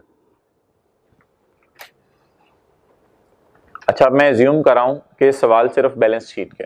सवाल किसका? सिर्फ बैलेंस शीट का। तो ये पकड़े सवाल में क्या क्या आ रहा है? Sale, cost of sale, operating expenses, tax. इन चार को एक डब्बा लगा दें ऐसे, इन चार को डब्बा लगा दें एक, और लिखें टेम्परेरीली इग्नोर। सेल से लेके टैक्स टेम्परेरीली इग्नोर, इग्नोर कर दें। इनको यूज कर लिया ना आपने, इनको टेम्परेरीली इग्नोर कर दें। और एक और काम करें, शेयर कैपिटल के नीचे पड़ी है रिटेन्ड अर्निंग। रिटेन्ड अर्निंग से भी लाइन खींच लें टेम्परेरीली इग्नोर की तरह। रिटेन्ड अर्निंग को भी इग्नोर कर दें आप। ओपनिंग रिटेन्ड अर्निंग छोड़े पड़े, ओपनिंग रिटेन्ड अर्निंग है ना शेयर कैपिटल के नीचे, तो इसको भी टेम्परेरीली इग्नोर कर दें, टेम्परेरीली इग्नोर। जी हजरात, सवाल किसका बन गया? बैलेंस शीट का। सवाल किसका बन गया? बैलेंस शीट का। अब मैं आपको वर्किंग 6, 7 और 8 कौन सी कर लेंगे? P to S, S to P, वो जो स्टॉक की करते हैं 7 और 8।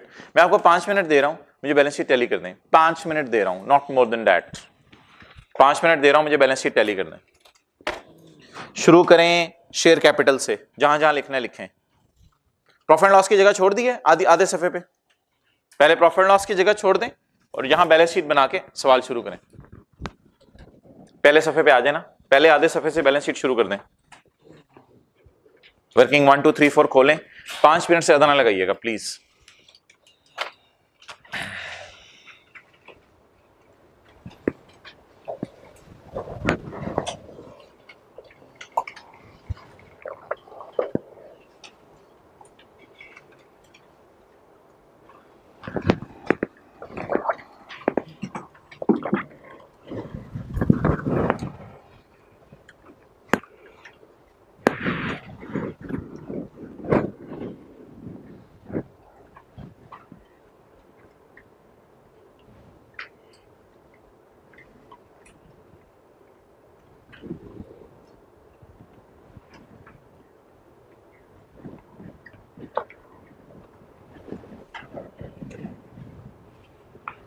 भाई ब्लैक मार्कर एक ला दें अच्छा सा।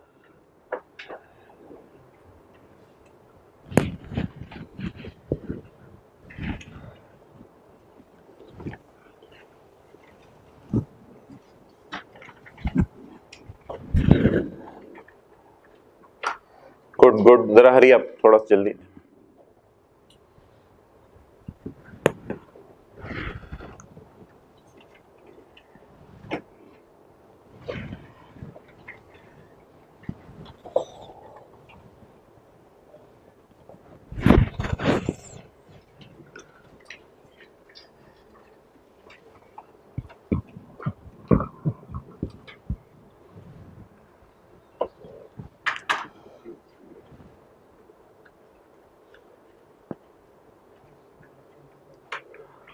हाथ खड़ा करते रहे, बैलेंस शीट टैली कर जाए तो। एक एक हो गया हाथ खड़ा जी, एक बैलेंस शीट टैली हो गई है। दूसरा खुश नसीब,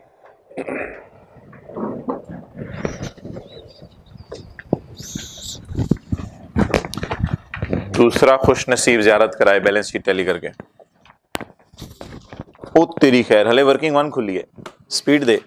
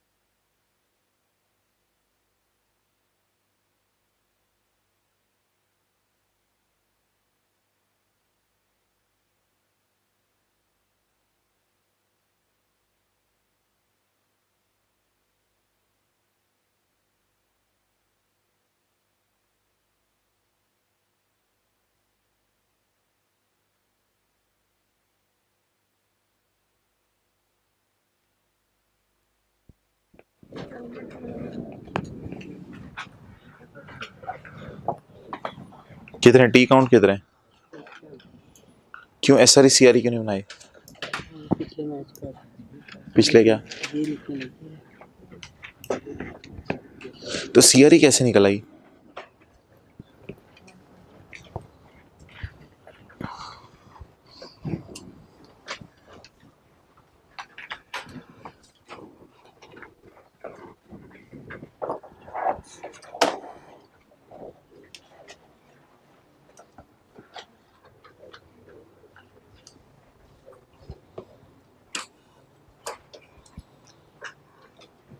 वर्किंग, अच्छा ठीक है। अगर cell of stock S2P P2S की वर्किंग करनी है तो वो 8 और 9 करें, 7 और 8।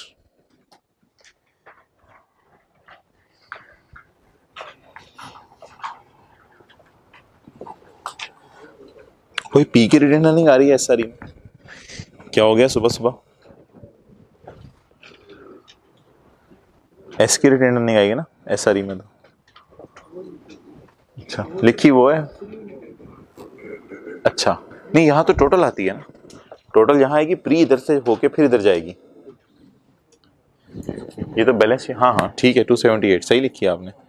ये प्री होगी, प्री, ये तो टोटल होती है ना। ये याद नहीं, यहाँ से हम बैलेंस शीट लिखते थे क्लोजिंग, ये क्लोजिंग है, क्लोजिंग लिखो, क्लोजिंग रिटेंडर नहीं।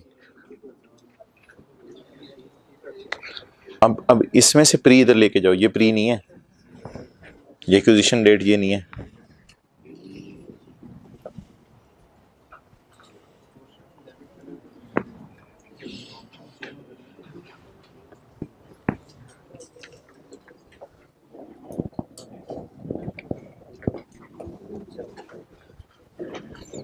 सेवेंटी 75% कैसे आ गया? 80-20।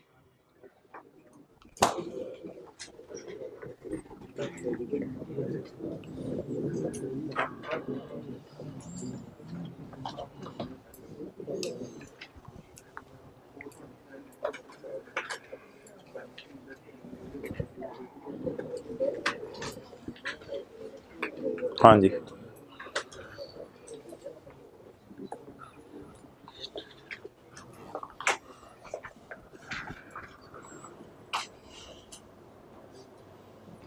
टोटल लिख के यहाँ से प्री लेके जाओ ना उधर। अच्छा लाई पोस्ट हो यहाँ,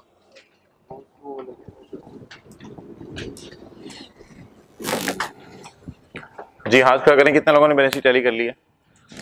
ओके 5-6 लोगों ने।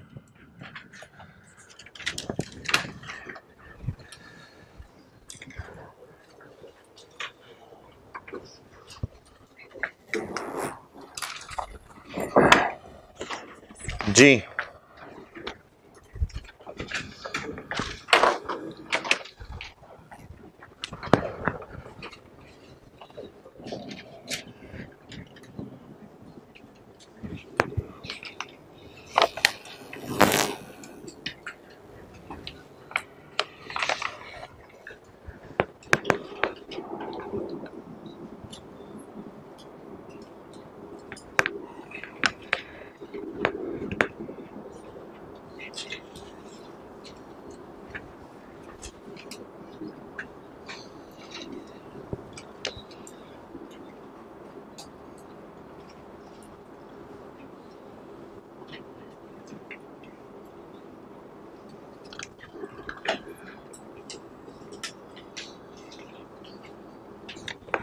ओके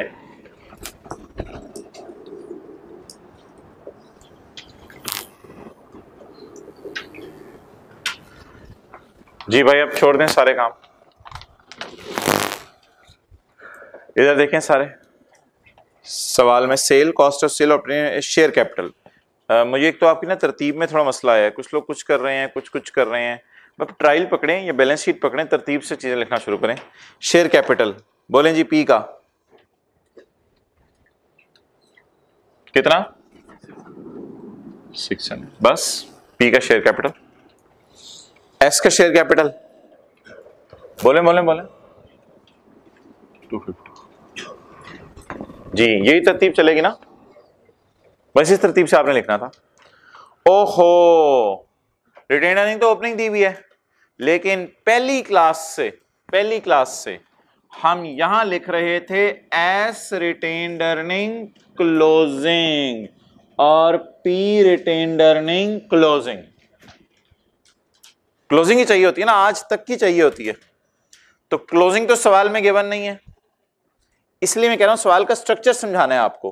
क्लोजिंग तो सवाल में गिवन नहीं है, इसीलिए मैंने वर्किंग 6 पहले की करके रखी हुई है। देखो वर्किंग 6 भाई, वर्किंग 6 में क्या किया था, ओपनिंग रिटेन अर्निंग पकड़ी थी, इस साल का प्रॉफिट डाला था, तो कौन सी रिटेन अर्निंग आ गई थी? तो बता दें आज कौन सी रिटेन अर्निंग मिसिंग थी? क्लोजिंग। क्यों? ट्रायल गिवन था, बैलेंस शीट गिवन थी? क्या गिवन था भाई, बोला करो मुझसे। ट्रायल गिवन था, बैलेंस शीट गिवन थी। ट्रायल में कौन सी रिटेन अर्निंग थी? बोले बोले बोले, ट्रायल में कौन सी रिटेन अर्निंग थी? ओपनिंग। हमें कौन सी चाहिए थी? क्लोजिंग। तो क्लोजिंग अदर इंफॉर्मेशन से आ गई कितनी? 278 और 395। आगे चलें, करंट लायबिलिटीज बोलें 115 105, पीपी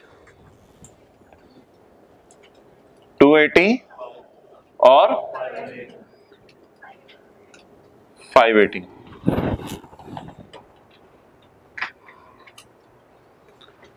कॉस्ट ऑफ इन्वेस्टमेंट हमने कितने में खरीदा?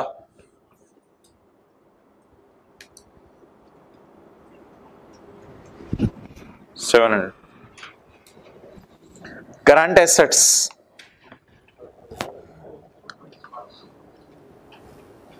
125 115। कौन सी फिगर्स पोस्ट हो गई? अनएडजस्टेड। कौन सी फिगर्स पोस्ट हो गई? जी मोहतरम, आप बताएं, आप समझ आई बात? तो आमतौर पे बैलेंस शीट दी होती थी पिछले सवालों में, इसलिए कौन सी रिटेन अर्निंग दी होती थी? क्लोजिंग। इस सवाल के अंदर मोहतरम हमें कौन सी रिटेन अर्निंग गिवन थी? ओपनिंग। तो हमने वर्किंग से ऑलरेडी, वर्किंग 6 की सिग्निफिकेंस पता चली, हमने वर्किंग से ऑलरेडी कौन सी रिटेन अर्निंग निकाल ली है? क्लोजिंग। अब क्लोजिंग को हमने यूज कर लिया ताकि हमारे फॉर्मेट पर रहे चीज। Any question till now? Okay, चलें जी आगे। अब एडजस्टमेंट्स देखते हैं। ऑन यकम जनवरी 15 PL acquired 80% share of SL. यकम जनवरी 15 को खरीदे हैं जी हमने 80% शेयर। अब आप बता दें किस दिन खरीदे? यकम जनवरी 15 को। तो यकम जनवरी 15 की रिटेन अर्निंग तो अब चाहिए मुझे, अब चाहिए यकम जनवरी 15 की रिटेन अर्निंग। वो बताएं कहां गिवन है? ट्रायल में। ट्रायल में जाके ढूंढें यकम जनवरी 15 की रिटेन अर्निंग कितनी है? 179। ये किसकी रिटेन अर्निंग है? एस की। किस दिन की? एक्विजिशन डेट की। जी बोलें, एस की रिटेन अर्निंग यहां से निकालें। प्री, ये टोटल होती हैं, ये प्री होती हैं। टोटल में से प्री माइनस करते हैं, पोस्ट आ जाती हैं, पोस्ट यहां रहती हैं। प्री माइनस करें 170 और इसको यहां ले जाए 170। ये पहली एडजस्टमेंट हो गई। दूसरी एडजस्टमेंट P टू S भी है और S टू P भी है। जी भाई, working number 7 P to S। जी भाई, सोल्ड बता दें कितना है? Sold 60, unsold 20। अनसोल्ड का प्रॉफिट जी 20 डिवाइडेड बाय 125 मल्टीप्लाइड बाय 4। और working number 8 sold 30, unsold 5। Unsold का प्रॉफिट 5 ओवर 100 इंटू 21। जी हजरात, इन दोनों में फर्क क्यों? भाई भाई भाई इधर देखो, ब्लू चेक। इधर मैंने 125 मल्टीप्लाइड बाय 25 और इधर 100 मल्टीप्लाइड बाय 20 क्यों किया? मार्कअप और मार्जिन। ये फिगर्स कितने लोगों ने सही निकाली थी? ओके अच्छा भाई, अब हैंड रिटन नोट्स आपको दिए थे पेज नंबर 2, पेज नंबर 2, 3 निकालने की जरूरत नहीं। उसमें बताया था कि कौन सी एडजस्टमेंट कहां जाएगी, किसने बेचा, किसने प्रॉफिट रिकॉर्ड किया, कौन प्रॉफिट रिवर्स करे, पी। ये प्रॉफिट की रिवर्सल सीआरई जी। स्टॉक पे दूसरा इफेक्ट जाएगा कितना, माइनस। किसने बेचा, किसने बेचा, किसने प्रॉफिट रिकॉर्ड किया, एस ने। दूसरा इफेक्ट कहां जाएगा, एसआरई, इसका इफेक्ट एसआरई जाएगा जी। स्टॉक की एडजस्टमेंट 1 और यहां 1। भाई ये सवाल पकड़ो। अब कैलकुलेटर्स, अब हमें कैलकुलेटर चाहिए। चलें जी शुरू करें। 420 एनसीआई को प्रोपोर्शनेट पे रखना है। 429 इंटू जी 86 कहां से, क्लियर? नेक्स्ट डबल एंट्री साथ साथ देखते नहीं आप, सिर्फ पॉजिटिव गुडविल जी 357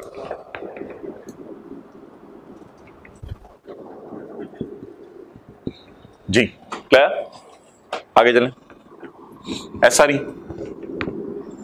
को क्लोज करें किस किस में, सीआरई और इंटू और 98 इंटू 20% जी 70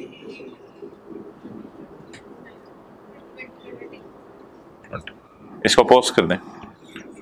वर्किंग नंबर 2 78, वर्किंग नंबर 2 कितना 20, कैरी डाउन,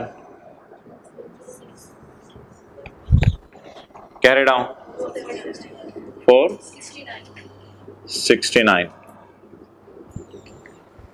106 और 469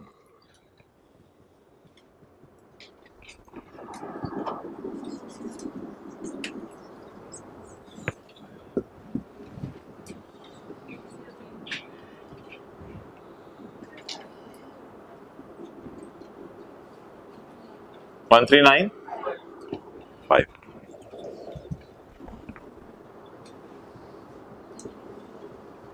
जी। कितना लोगों ने कर ली थी ये हाथ पे? क्या देखा, क्या सिर्फ देखा ये कि रिटेन अर्निंग क्लोजिंग मिसिंग थी। कौन सी रिटेनिंग मिसिंग थी? वर्किंग 6 के अलावा मैंने कोई काम नया नहीं किया अभी तक। वर्किंग 6 के अलावा मैंने कोई काम नया नहीं किया, क्लियर? ओके नाउ अब हमारे पास 10 मिनट बचे हैं क्या बनाने के लिए?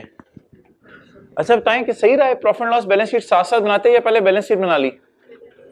पहले बैलेंस शीट का सवाल कर लिया करेंगे क्योंकि बैलेंस शीट के सवाल हमारे रनिंग में है, तो पहले बैलेंस शीट का सवाल करके बैलेंस शीट के मार्क्स आप गेन कर सकते हैं यहाँ पे। अब आप क्या बनाना शुरू करेंगे? अब प्रॉफिट एंड लॉस में डबल एंट्रीज नहीं कर रही क्योंकि खाली प्रॉफिट एंड लॉस बना रहे हैं। अब हम डबल एंट्री सारी हो चुकी है, अब सिंगल एंट्री से लेके चलेंगे बस। प्रॉफिट एंड लॉस में अब सिंपल प्रॉफिट एंड लॉस बनाना पड़ेगा बस, और कुछ भी नहीं करना पड़ेगा। अब प्रॉफिट एंड लॉस बनाना आसान है, प्रॉफिट एंड लॉस बनाना आसान है जी। क्या चीज मिसिंग थी जिसकी वजह से ये सवाल बैलेंस शीट का बन नहीं रहा था?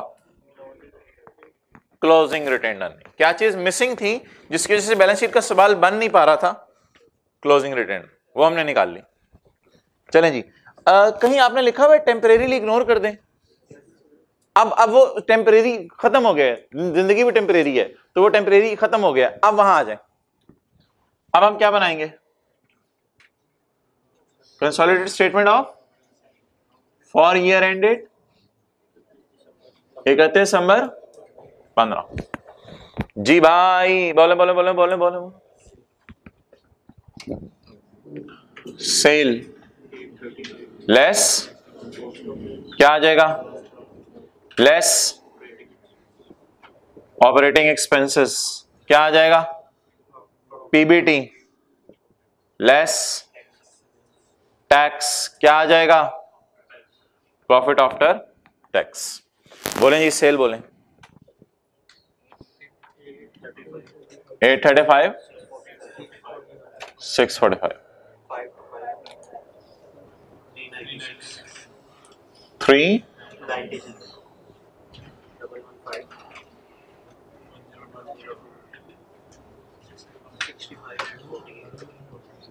48. Now I am holding a blue marker and I wish there would have been a red marker, otherwise Azim would have to go. Okay, वो पहले गया हुआ है। अच्छा जी, these are unadjusted figures. These are, oh guys, now I am posting the adjustments. I am posting the adjustments. Okay, keep watching. Minus 7 plus 4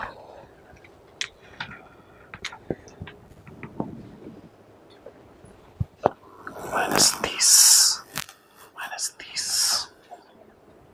plus 1. So कोई logic नहीं देनी मैंने अब आपको, मैंने बता दिया था, इतना टाइम नहीं है मेरे पास, बस मैंने एडजस्टमेंट्स पोस्ट कर दी हैं। पैट निकाल लें।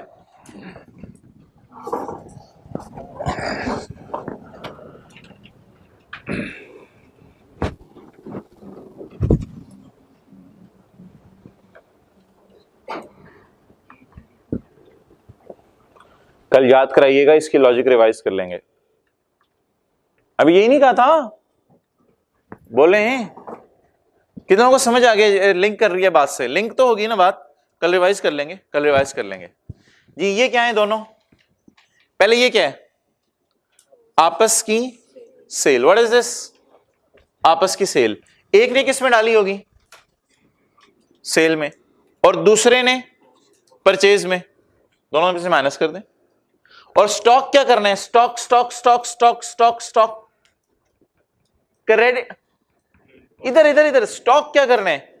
लेकिन मैं कहना मैं आपको डबल एंट्री से नहीं चला सकता, क्योंकि मैं खाली प्रॉफिट लॉस का सवाल कर रहा हूं।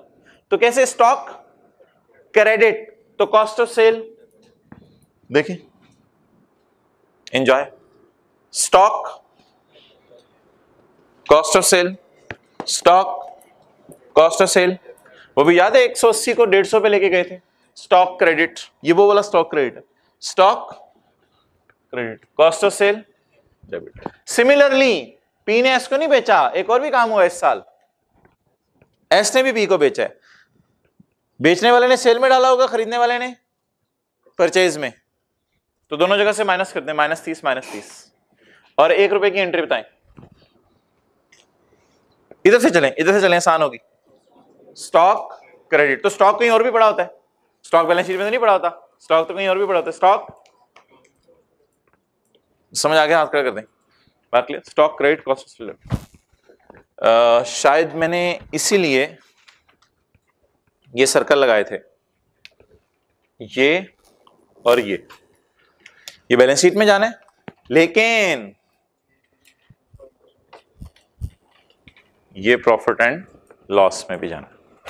लेकिन उधर सिंगल एंट्रीज क्यों हो रही हैं, ये क्या 1 और 4 की सिंगल एंट्री क्यों हो रही है, क्योंकि हम profit and loss balance sheet को इकट्ठा नहीं लेके चल रहे। ये आसान तरीका है, ज्यादा आसान तरीका है। हमें प्रॉफिट एंड लॉस बना लिया है, बस बैलेंस शीट पहले ही बना चुके हैं।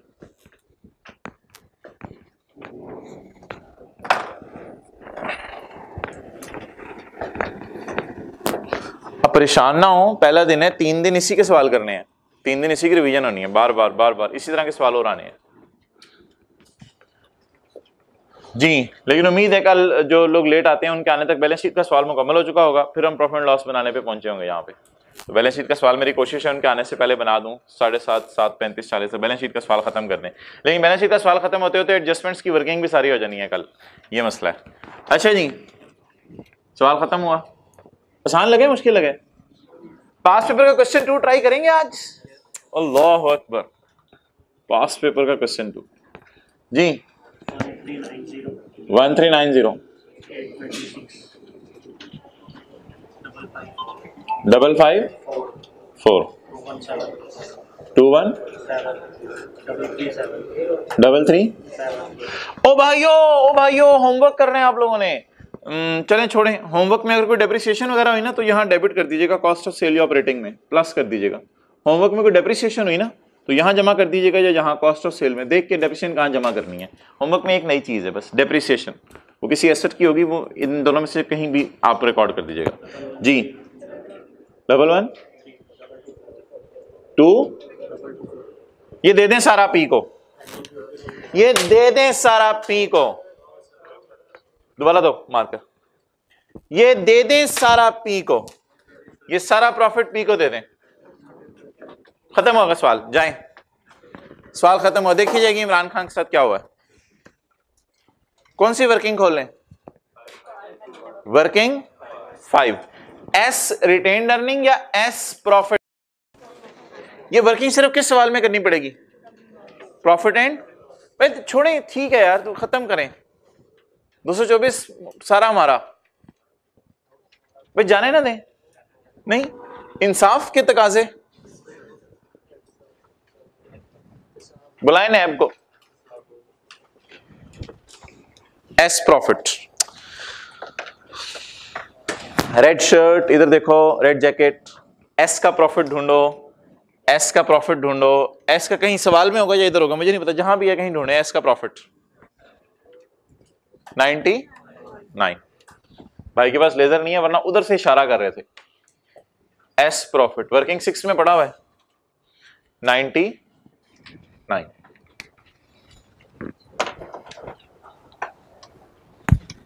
सीआरई को थोड़ा सा दे दें और थोड़ा सा एस रिटेन्ड अर्निंग भी तो बांटते थे ना मेरे भाई। इधर देखें, देखें, ये अकाउंट बोला, ये अकाउंट बोला, कहता है लुट मची हुई है, हद हो गई। एडजस्टमेंट्स इधर तुम्हें याद आ जाती हैं, मेरी दफा तुम्हें एडजस्टमेंट्स भूल जाती हैं। अगर एडजस्टमेंट्स उधर करनी है तो इधर भी करो, एडजस्टमेंट्स उधर करनी है तो इधर भी करो। अब आप कहेंगे ये वर्किंग 2 और 5 मिलते जुलते अकाउंट है, छोड़ें इस बात को। ये 1 की एडजस्टमेंट मैंने एसआरई में की है, ये एसआरई में लकीली इस साल के प्रॉफिट में भी करनी पड़ रही है। बैलेंस शीट का सवाल तो खत्म हो चुका है, ये एडजस्टमेंट मैं इधर कर रहा हूं 1 की, ये वाली working 2। What is working 2? SRE. What is working 5? S profit, S profit. अच्छा देखें इधर 278 माइनस 179 करें, 278 माइनस 179, 278 माइनस 179 90, और ये कितना 99, और इसमें से माइनस कितना 1, और ये कितना। क्यों कर रहा हूं दोबारा, क्यों कर रहा हूं दोबारा, ये दोबारा क्यों बना रहा हूं? क्योंकि प्रॉफिट एंड लॉस का सवाल है, प्रॉफिट एंड लॉस का सवाल है। ये एडजस्टमेंट करनी पड़ेगी 1 की। कौन सी वाली है? जो एडजस्टमेंट 2 में होगी 5 में भी होगी, जो एडजस्टमेंट 2 में होगी 5 में भी होगी। ये आपस का प्रॉफिट है ना, तो जो 2 में होगी वो 5 में भी होगी। जी बोलें। सीआरई नो यूज, ये नहीं निकालना, ये नहीं निकालना। 98 इंटू 20%, 19.6, 20। कितने लोगों के जहन में आ रहा है वर्किंग? अगर वही जवाब आ रहा है तो दोबारा क्यों कर रहे हैं? हाथ खड़ा करें। ये मैं आपको जवाब दूंगा, इसका कल जवाब दे दूंगा। कितने लोगों के जहन में आ रहा है वही जवाब आ रहा है 20, जो इधर आया तो वर्किंग दोबारा क्यों कर रहे हैं? इसका जवाब कल मैं दे दूंगा। क्लियर?